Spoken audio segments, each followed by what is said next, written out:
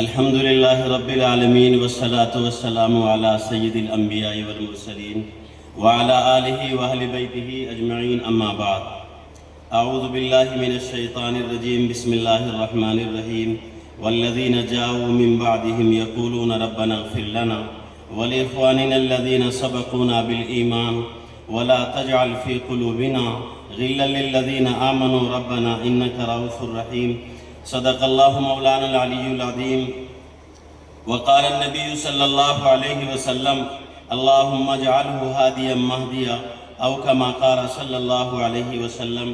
حضرات علماء کرام، خصوصاً ازہر ہند ام المدارس دارالعلوم دیوبند سے تشریف فرما ہم سب کے مشفق و مربی حضرت مفتی مزمل صاحب مدد اللہ العالی، اللہ تعالی ہمارے ان اکابر اور جملہ جو حضرات مہمان تشریف فرما ہیں ان کے سائے کو ہمارے سروں پر تادیر قائم و دائم فرما، تاکہ ہم زمانہ دراز تک ان کے فیوز و برکات سے بہرہور ہوتے رہیں۔ آج کا یہ پروگرام واقعی بہت مقدس پروگرام ہے۔ ایک طرف موقوف علیہ مشکات شریف کی تکمیل کا موقع ہے اور دوسری طرف قرآن کریم کی تکمیل کا موقع ہے۔ بہت بہت دل کی گہرائیوں سے مبارکباد پیش کرتا ہوں ناظم اعلیٰ مدیر اعلیٰ حضرت مولانا سعید الزماں صاحب مدد اللہ العالی، تحصیل صدر جمعیت علماء اور ناظم بہرالعلوم کشن پور کو اور جملہ مینجمنٹ کمیٹی کو، جملہ اساتذاؤں کو جن کی محنت اور کاوشوں سے آج یہ ہم خوبصورت نظارہ کر رہے ہیں، جن کی رات اور دنوں کی کاوشوں اور محنتوں سے یہ باغ لہلہا رہا ہے اور الحمدللہ بحرالعلوم روز اول سے اور آج تک ترقی کی راہوں پر گامزن ہے۔ ان کے لیے بھی خاص طور سے دعا کرتا ہوں جو کسی بھی درجے میں اس مدرسے سے جڑے ہیں اور معاون بنے رہتے ہیں، اللہ پاک اس ادارے کو دن دوگنی رات چوگنی ترقی عطا فرمائیں۔ اصل بیان ہمارے مہمانوں کا ہوگا۔ میں نے ایک آیت پڑھی ہے، حضرات صحابہ کرام کے تعلق میں میرا اللہ ارشاد فرماتا ہے، ان کا مقام اور ان کی عظمت کو بیان کر رہا ہے۔ فرمایا والذین جاؤوا من بعدہم، وہ لوگ جو صحابہ کے بعد آئیں گے، ایمان لائیں گے، یقولون ربنا اغفر لنا، تو وہ کہیں گے اے اللہ ہماری مغفرت فرما، ہماری بھی مغفرت فرما اور ہمارے ان بھائیوں کی بھی مغفرت فرما جو ہم سے ایمان میں سبقت لے گئے، ولا تجعل فی قلوبنا، اور اے اللہ ہمارے دلوں میں تنگی نہ پیدا فرما صحابہ اکرام کے بارے میں۔ ربنا انک رؤوف الرحیم، اے اللہ آپ ہمارے رب ہیں اور آپ بڑے نرم دل ہیں اور معاف کرنے والے ہیں۔ آج 22 رجب المرجب ہے، یہ اشہر حرم میں سے ایک ہے۔ قرآن کریم میں ہے ان عدت الشہور عند اللہ 12 شہرا فی کتاب اللہ یوم خلق السماوات والارض منہا 4 حرم، 4 حرم 4 مہینے حرمت والے ہیں، عظمت والے ہیں، 3 مہینے ایک ساتھ آتے ہیں، ذی قعدہ، ذی الحجہ اور محرم۔ چوتھا مہینہ یہ مہینہ ہے رجب المرجب، یہ مہینہ مدرسوں کے لیے دورے کا مہینہ ہوتا ہے، اس لیے کہ نبی پاک صلی اللہ علیہ وسلم بھی رجب المرجب میں حضرت جبرائیل علیہ السلام کے ساتھ قرآن کریم کا دور فرما تھے۔ مدارس بھی تقریباً اسی سنت پر قائم ہیں اور تمام مدرسوں میں اختتامی پروگرام چل رہے ہیں۔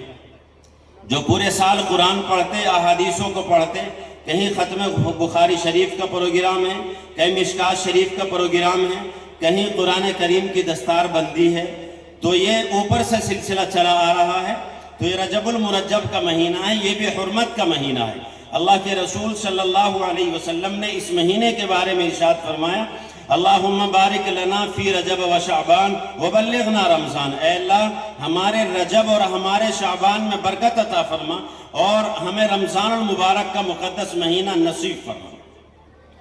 آج کے تعلق سے مجھے ایک اختصار کے ساتھ ایک بات عرض کرنی ہے۔ اتفاق یہ ہے کہ آج 22 رجب المرجب ہے اور آج کے دن جناب محمد الرسول اللہ صلی اللہ علیہ وسلم کی زوج محترمہ ام حبیبہ ہم سب کی ماں ان کے سگے بھائی حضرت امیر معاویہ رضی اللہ تعالی عنہ کی وفات کا دن۔ چونکہ قرآن کریم پورا ہو رہا ہے، مشکات شریف مکمل ہو رہی ہے، یہ سندوں کے سلسلے اور قرآن کی آیتوں کی تکمیلات ہم تک اگر پہنچی ہے، یہ صدقہ ہے جناب محمد الرسول اللہ صلی اللہ علیہ وسلم کا، اور واسطہ ہے سیدنا حضرت امیر معاویہ اور جملہ کاتبین وحی کا۔ اگر قرآن کریم کی سند اور احادیثوں کی سند کو ہم بیچ سے ہٹا دیں اور حضرات صحابہ کو ہٹا دیا جائے اور حضرت امیر معاویہ کو بھلا دیا جائے، قرآن قرآن نہیں رہے گا، حدیث حدیث نہیں رہے گی۔ قرآن اور حدیث کی حفاظت کے لیے، مذہب اسلام کی بقا اور اس کے تحفظ کے لیے ہمیں ضرورت ہے کہ ہم صحابہ کو مانیں اور ان پر ایمان لائیں، اور خاص طور سے وہ صحابہ جنہوں نے قرآن کو لکھا ہے، جنہوں نے قرآن کو پڑھا اور حضور کو سنایا ہے۔ آج اس صحابی رسول کا یوم وفات ہے۔ آج کے دن بہت سارے انجان اور وہ لوگ جو دشمن صحابہ ہے اور جو صحابہ اکرام کی ذات کو مخدوش متون کرتے ہیں، امیر شام تیری جاہ و منزلت کی قسم، امیر شام تیری جاہ و منزلت کی قسم، تیرے نام کا ڈنکا بجا کے چھوڑیں گے۔ جلتے ہیں تیرے نام سے جو ملحد و زندیق، انہیں بھی کلمہ پڑھا کے چھوڑیں گے۔ آج سیدنا حضرت امیر معاویہ رضی اللہ تعالیٰ عنہ کی وفات کا دن ہے۔ وہ امیر معاویہ رضی اللہ تعالیٰ عنہ حضور پاک صلی اللہ علیہ وسلم تشریف فرما ہے۔ حضرت امیر معاویہ کے سر پہ ہاتھ رکھ کے حضور نے فرمایا، اللہم اجعلہ ہادیا مہدیا، اے اللہ، آخری پیغمبر کہہ رہا ہے، اولین والآخرین کا امام کہہ رہا ہے، آمنہ کا لال کہہ رہا ہے، در یتیم آسمان میں، آسمانی فضاؤں میں ہاتھ کو بلند کر کے کہہ رہا ہے، اللہم اجعلہ ہادیا مہدیا، اے اللہ امیر معاویہ کو ہادی اور مہدی بنا، ہادی اور مہدی بنا۔ میرا چڑھتے سورج سے زیادہ ایمان یقین ہے کہ وہ صحابی رسول ہے جن کی بخشش اور بشارت کا وعدہ اللہ نے سرزمین دنیا میں فرمایا۔ اللہ کے رسول صلی اللہ علیہ وسلم تشریف فرما ہے، حضور نے اپنے ناخون کو کاٹا اور ناخون تراشنے کے بعد حضرت امیر معاویہ کے ہاتھ میں رکھ دیا، فرمایا امیر معاویہ ان کو کہیں دفنا کے آ جاؤ۔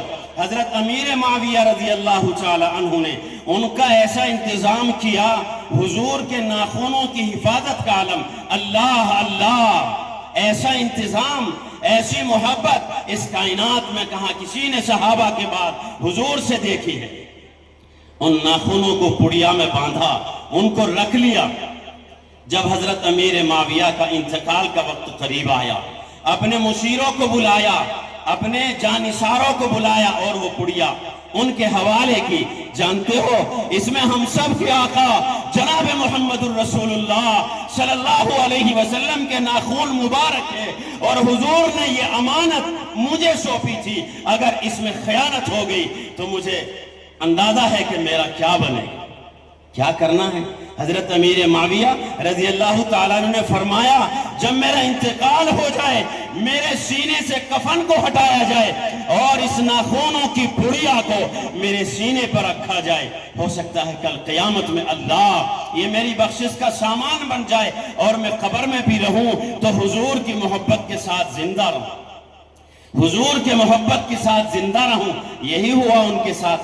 آج 22 رجب المرجب میں کچھ انجان لوگ کنڈے بھرے بیٹھے ہیں، کنڈے بھرے بیٹھے ہیں، رجب کے کنڈے۔ اللہ حفاظت فرمائے ایسی مجلسوں سے، ایسے کفریہ شرکیہ عقیدوں سے کہ جن کو سن کر دیکھ کر ایمان جانے کا ڈر لگتا ہے۔